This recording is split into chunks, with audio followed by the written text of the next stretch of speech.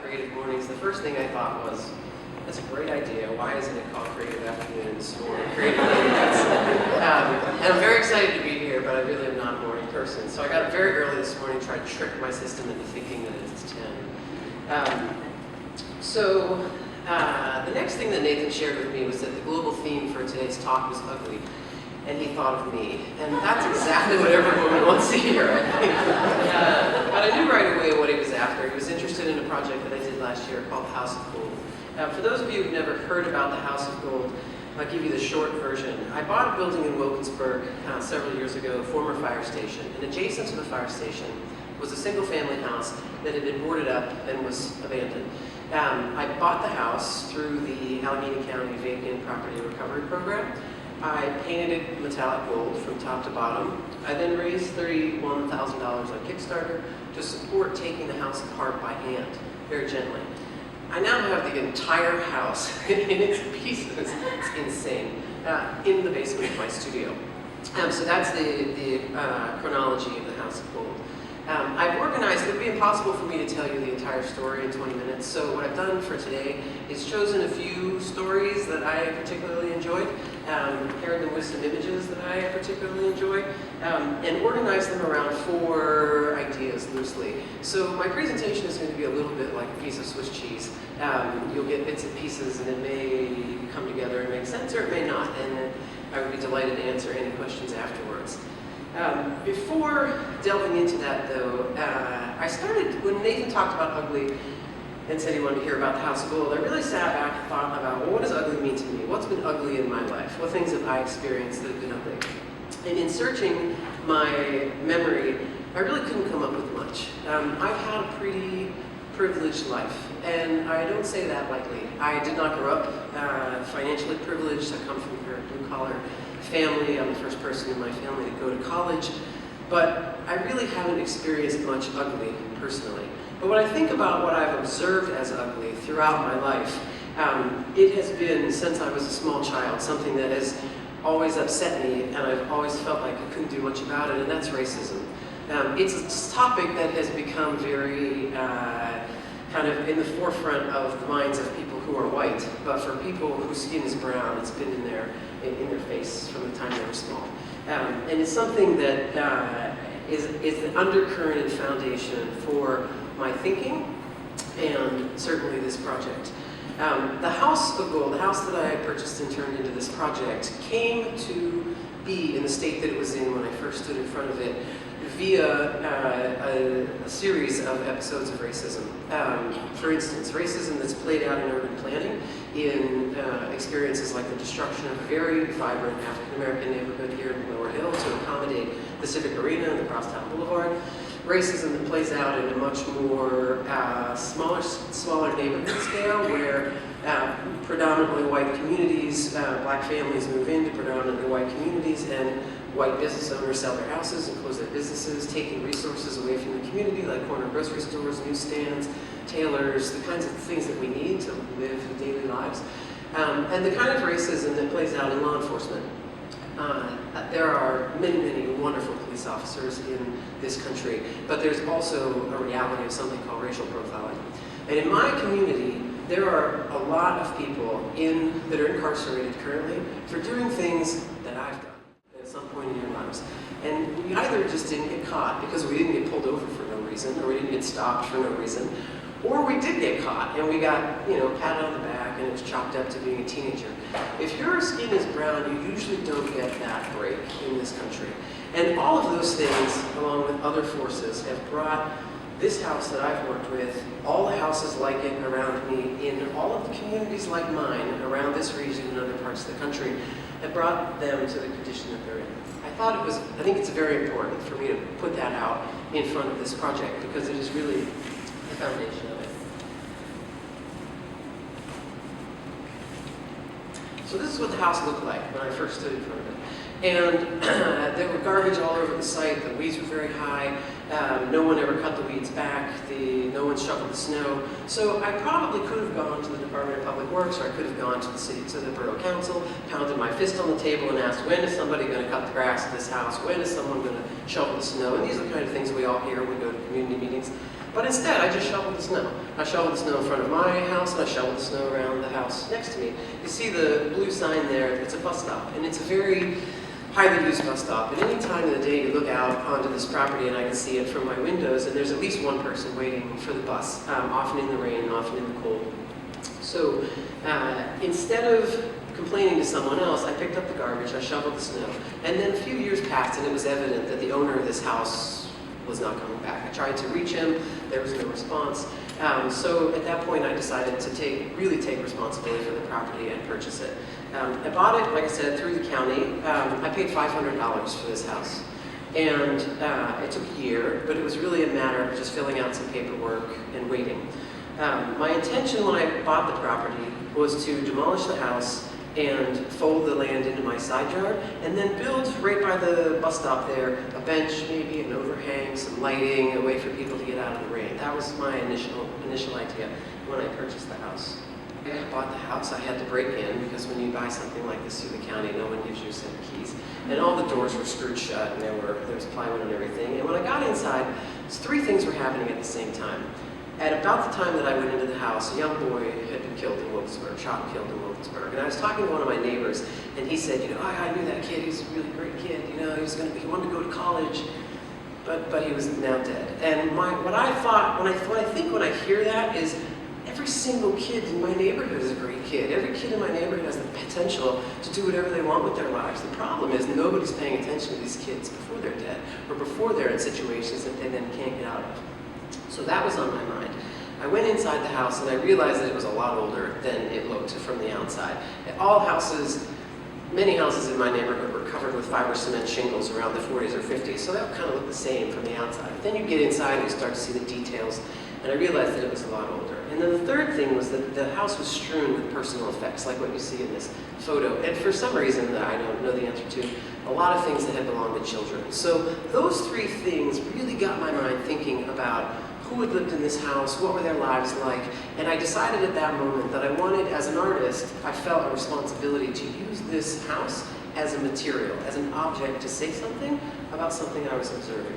And to say as succinctly as possible, what I am observing is a real loss of humanity in our contemporary culture. The way people treat each other, 90% of the decisions in the world are made, in this country, are made based on how much money you're going to make. And that, I wanted to say something about the value of people and places. So the only idea I could come up with was to completely dematerialize the house and in some way try to take it from appearing like a piece of trash one day to appearing like something valuable. So I painted it gold. After painting the house gold, I learned a lot about the history. I'm going to talk a little bit about that in a minute. I met some of the people who had grown up in this house, people from the neighborhood who kind of came out of the woodwork, tell me stories, and I really started to feel a kinship with this house. But I had to demolish it. At this point, the house had been condemned. I didn't have the money to do anything else with it, but demolish it, certainly. So I started interviewing demolition contractors, and they're a funny breed. So I'm asking people I know a lot of architects, to recommend people. And I asked a friend in the neighborhood, he's Roy Clark, he's the director of the Department of Public Works in Wilkinsburg. He grew up in Wilkinsburg, and he recommended a guy named Mark Walker. So Mark comes to meet with me, and I liked Mark immediately. I liked the way he talked to me, I liked the way he answered he talked to me like I had a brain, for starters, which always gets you pretty far with me. When you meet a contractor and they talk to you like you're an idiot, that's like, next person, please. So I'm talking to Mark for about 45 minutes. I want to save the maple tree. I want to save this thing. At this point, it had not occurred to me to actually save the material of the house. I probably should say that I tackled this project in 2014, but truth be told, this project tackled me. I mean, I was really just racing at every turn to figure out what was the right thing to do. So Mark just says, well, here's what I do, Dee, here's what I do. It's like, exactly. Mark's a great storyteller. He should be here. And he takes me around to the very front of the house, and he said, so I bring the machine in, I bring my big machine, because it's a very tall house, and he said, I'll probably have to get rid of that shrub. And he said, then I'd start here at the front, and I'd smash it down. I'd smash it down, smash it into tiny pieces, and just smash it all into the basement in one day. And he's excited, he's telling me, like, this is what he does for a living, and every time he says, smash it down, my heart is going, So I walked away from that conversation really liking Mark and being 100% certain that there's no way I was going to smash it down. So I had this idea that, well, maybe instead we could take the house apart and save its pieces and reuse as many of its pieces as possible. But of course, I had absolutely no idea how I was going to do that. So back to before painting it gold. So I thought I had this brilliant idea. I'm going to paint this house gold. It's going to be really important. I'm going to learn about its history. I had zero idea how I was going to get it, how I was going to paint it gold. I mean, I understand how you go to the store and buy the paint. That much I can do. But I had no clue. Like, ladders, scaffolding, do we need a lift? Do we need a crane? And I'm gathering my friends, and they're all looking at me like I'm insane. None of them want to climb up onto the roof of this house and help me paint it, and I realize that there's no way I can paint it by myself. So at this point, I'm panicking, and I'm talking about it to anyone who will listen. So I had made friends with a couple named Josh Hogan and Nicole Capozzi. I don't know if any of you know Josh and Nicole. They are amazing people, and they own the Box Art Gallery on Liberty Avenue. They also have a small frame shop there. So I was over at their gallery with something I wanted to have framed, and we're talking about the framing, and then of course it's on my mind. So I launch into talking about this house. I have this house, I want to paint it gold, it's really important to me, here's why. I have no idea how I'm going to do it. And if any of you know Josh, and you're familiar with this, Josh said, as if it's something he does every day, he said, I can help you with that. And I'm looking at him like, what are you talking about? So then he said, I have a crew, and I have this side job where we work for the movies here in Pittsburgh, and we do large-scale, like, set painting. He said, I have sprayers, I have ladders, I have paintbrushes. It blew my mind. He said, you buy the paint and the beer. Beer is another theme running through this whole story. There'll be some pictures of that later. He said, you buy the paint, and I'll come in and do it. It was amazing. So Josh shows up with his minivan and his wife and 3 people I've never met before who are all also artists. And then friends of mine who are also artists come out of the woodwork, and we paint the house. Fast forward, the house is gold. I've met with Mark. I know I don't want to smash it down. And I'm trying to figure out how am I ever going to make this happen. So, is it even a good idea? Does it make sense to take this house apart by hand? So I call some friends who work with reclaimed wood. I know the house is wood framed, so I know there's going to be a lot of wood to work with. And I pick their brains. We sit around in my yard and drink beer with the house, gold house kind of looming behind us. And I asked, does this seem like a good idea? And they all agreed it's a fantastic idea, but it's going to cost a lot of money. It's going to be a lot of handwork. There's going to be a lot of things you're going to have to do to keep the building safe. A lot of taking stuff out and putting other stuff in to keep the house stable, and etc. And it's going to be very, very expensive. So I'm sitting there with a beer in my hand, saying, "How am I? I barely have enough money to smash it down. I definitely don't have enough money to take it apart by hand." And one of the guys I invited over was Ben Sachs. Ben is a young filmmaker and maker here in Pittsburgh. He makes little iPhone cases. He has a company called Curve, and he makes little wooden iPhone cases out of reclaimed lumber, and he's a former student of mine. Ben was in the first class in the architecture school at CMU that he ever took and I ever taught. So we've been friends since then. And Ben said, "Why don't you try Kickstarter?" And Ben had run a very successful Kickstarter campaign to support a film he was working on called Float. And he said, "I'll help you. I'll help you make the video and help you put the Kickstarter together." So 10 days later, there was a Kickstarter campaign. And 25 days later, we raised $31,314 as a result of 249 people contributing. And people from all over the world contributed to this. Tons of people that I've never met. Somebody who lives in Dallas, who I've never heard of, gave $1,500 to this campaign. It was really, really, they all did it at the last minute, but, which I don't, seriously, if a friend of yours has a Kickstarter campaign, give now. Don't wait until the last 20 minutes. I really thought I was going to throw up the morning that the Kickstarter was ending. I think we raised almost $10,000 in the last 3 hours. It was terrifying, I have to admit, it was terrifying, but it worked. In the spirit of putting things out there to make them happen, and this project is so broad and so deep. This is, for all of you designers in the room, a 1/16 scale model of the House of Gold, printed in a bronze stainless steel composite and 24 karat gold plated. It's an edition of 10, and I've made 2 so far. I gave the first one to a woman named Helen Nelson, who I will talk about a little more shortly, and she was the last person to own the House of Gold and raise her family in it, and we've become friends. And I gave the second one to Josh and Nicole. There are 8 more available, and they cost $5,000 each. On the site of the House of Gold, what I really want to do now is build a small coffee shop where the bus stop is. I want to build a place that people in my neighborhood can come to. I want to build a place that people can get in and out of the cold, get a hot cup of coffee, have lighting, have seating. And I want to build a place that will employ a few people in my neighborhood.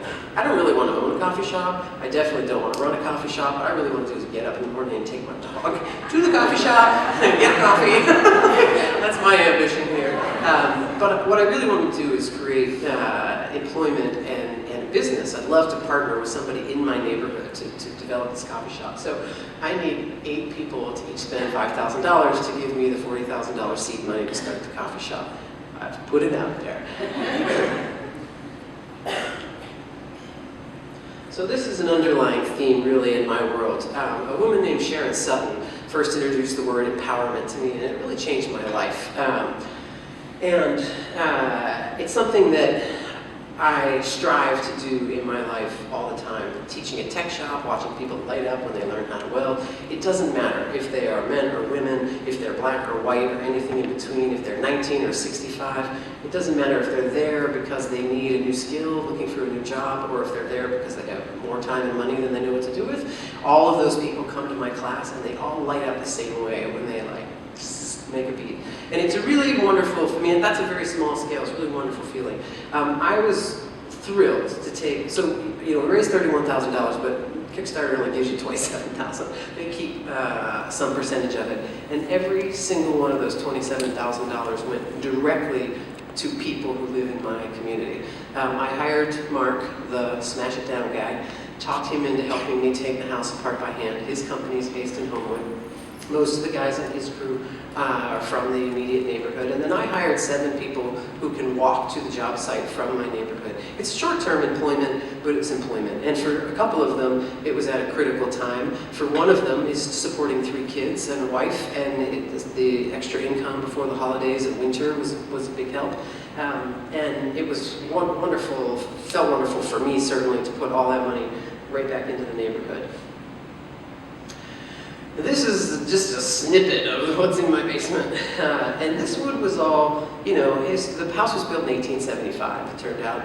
And most of this wood was likely cut down from trees within walking distance of the building. It was the first house built in the immediate community. Hand cut, these notches were hand cut. The nails were hand cut and forged as I'm making artwork to pay for all of this. Is to come up with ideas that empower people, that create employment for people who live in my neighborhood.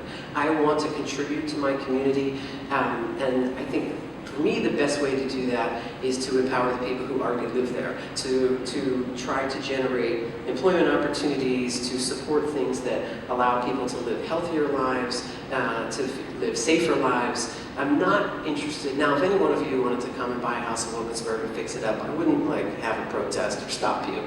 But I'm really not out shopping around for people to come into Wilkinsburg and change it. I want to be a part of changing things that me and my neighbors are currently using and engaged in. Last but not least, if you're not having fun with the things you're doing, you should probably do something else. That's my belief. There were a lot of amazing days in the year process of this project, but the most fun day was the day that this photograph was taken. There was a website for the House of Gold. It's house-of-gold.com, and I built the website. I'm 46 years old, and I built a website all by myself. I'm very proud of that. And the website, I had a friend, Charles Rosenblum, who did house history for the building. This is when we first painted it gold. I launched the website, and I took the information that Charles gave me about the chain of deed, who the people were who lived there, what they did for a living, who their kids were, and I wrote the history of the house as a narrative in the voice of the house. So if you go to the website, now there are two sections, the house, the address 1404, and the gentle demolition, but originally there was just the gold section, and I'm really not a part of that aspect of the website. You go to that site, and the house tells you its own story. There's a section for people to make comments, because I wanted the project to start conversations, and the comments were just amazing. People would just start talking to the house, which was my favorite, to your house of gold. And they would tell their stories, and they would talk about their houses and the history of their houses. I made the site through Squarespace, so every time somebody made a comment, I would get an email. So for, I don't know, 3 months or 4 months when it was first gold, I was pulling over constantly to read the comment. I was quite excited by things people were saying. People who currently live in Wilkinsburg were commenting on the site, people who used to live in Wilkinsburg, and people who, kind of from all over the world. One day, I get a little ping on my phone, and I look at the comment, and it's from a woman named Joy Nelson Peters. And Joy introduces herself and explains to me that she grew up in this house. So you can imagine, I was just thrilled. So Joy and I started corresponding, and she lives in Virginia now with her husband. And she was telling me stories about living there. I was telling her about my plans with the project. And one day she said, Dee, I'm going to be in town visiting my family. I'd love to meet you. And I was like, fantastic. So we met a time, picked a time and date, and when the time arrived, I ran down to the door, opened the door, and staring back at me was this beautiful woman in the middle with a baseball hat and the sunglasses, and she looked at me and she smiled and she said, "Hi Dee, I'm Helen Nelson." And she's a generation older than what I was expecting. But this is the woman who owned and raised these 3 kids in the House of Gold. And it was a tremendous afternoon for me to have this family whose childhood home I was tearing down come to me and give me their support and their blessing with the project was incredible. And we've all remained friends. Actually, Helen asked me what time I was speaking today, and I thought she might show up, but I haven't seen her yet. But we've all become friends. Then there were these amazing discoveries throughout the process of this project. Something I discovered that I'm embarrassed by is that fireplace mantles in old homes are whole. It's something that, I walked past a million of them at Construction Junction, but it never occurred to me. So there was this beautiful fireplace mantle in the house, and I was donating it to Construction Junction along with the banister and the kind of ornament that I didn't have a use for, couldn't imagine reusing.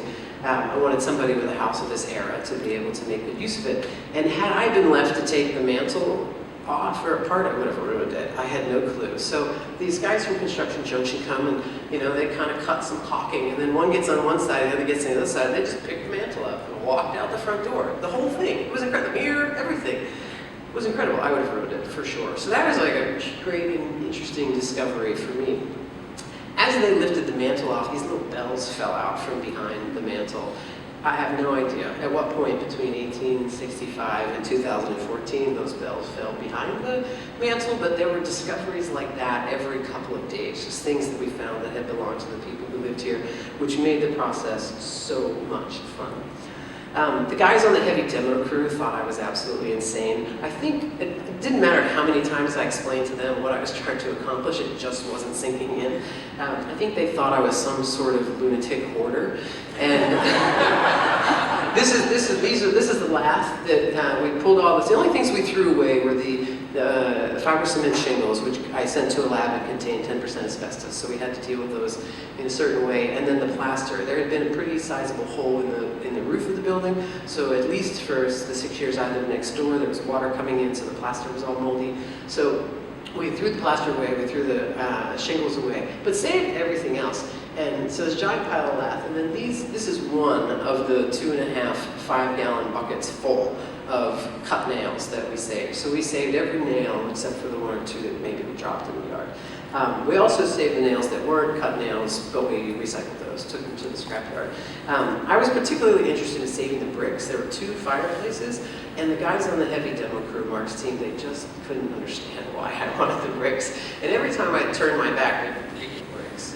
They didn't want to stack them. It's a lot more labor intensive. But that's what I was paying for. So it was always a tough argument. So one day a whole bunch of bricks got broken, and I was just like, guys. And the next day, the job captain showed up with a pile of bricks in the back of his pickup truck. It was like, Dominic, I want those bricks. So it was a constant funny battle. You know, they were bringing stuff from other houses, and I was like, no. You don't understand. So it was daily battle and hilarious conversations. In fact, when the project was over, Dominic, one of the job captains, he showed up with this piece of art, that like sculpture wall thing made of cut nails by somebody else that he had found in some building. He's like, Dee, look at this, it's cool. Yeah, that's great, thanks. Those my nails? No. This photo was taken, this is another just fantastic day. This photo was taken the day that the Kickstarter was funded, and it was a hilarious day, mostly because I was, panicking for the first 4 hours. But a woman who's a reporter for NPR had called me and said, I want to interview you for the story, talk about the House of Gold. And I suggested that maybe we include one of the Nelsons or several of the Nelsons, and she thought that was a great idea. So for reasons that I can't explain, we all agreed to meet at 9 o'clock the day that the Kickstarter was ending at noon. So at 8 o'clock in the morning, I knew that was a terrible idea, and that there was no way I was going to be able to be articulate in any way. So she said, well, when do you want to do it? I said, 12:05 is fine. Anytime after. We'll either be drowning our sorrows or celebrating. And remember, this is a point where we're still almost $10,000 short. So we pushed the interview to 1 o'clock, and the Kickstarter was funded. I could stop panicking. This is Sandy Nelson here, closest to me, and that's Debbie Jackson. Debbie lives right across the street from the firehouse. She grew up in that house, and she's raised her kids in that house, and we've become very good friends. And so this woman came to interview us. We invited Debbie over, and Sandy showed up, and we walked through the house and told our stories. And then the reporter left, and we settled into the yard and celebrated for the rest of the afternoon with beer and wine. And it was a wonderful, we were sharing stories. We realized that afternoon that we, as teenagers, we were all about the same age. As teenagers, we had been in the same places at the same time around Pittsburgh. It was quite funny. And it was that day that Debbie said, I want to be a part of the team. So Debbie worked with me every day for the Gentle Demolition and was part of what we came to call the Gold Team. So this is the house in all of its glory before it was taken apart. And I am going to end with one last story. One day I was standing inside, I'm pointing at the screen, you guys don't know what I'm pointing at. I was standing inside the porch, just inside the house with some other people talking. And I heard this little voice, hello? So I walked over to the edge there where it says House of Gold, and I looked down, and there was a little boy about 11 or 12 years old with big cheeks. And he said, are you okay? And I recognized him right away. I'd seen him around the neighborhood, and I had seen him in the past throwing rocks at windows of buildings, throwing rocks at cars as they drive by, which is something kids do. And I said, yeah, I'm okay, kind of unsure what this line of questioning was about. And he gave me this look like, I don't think you're supposed to be in there. And again, this is when the house looks just like it does in this photo. So I looked at him and I said, it's okay, it's my house, it's all right. He said, oh, okay, well, be careful. I said, oh, okay, thank you. And I went back inside, and he walked away. Fast forward a few months, I'm driving down Hill Avenue, and I see a group of teenage boys, and they kind of look like the majority are picking on one of them.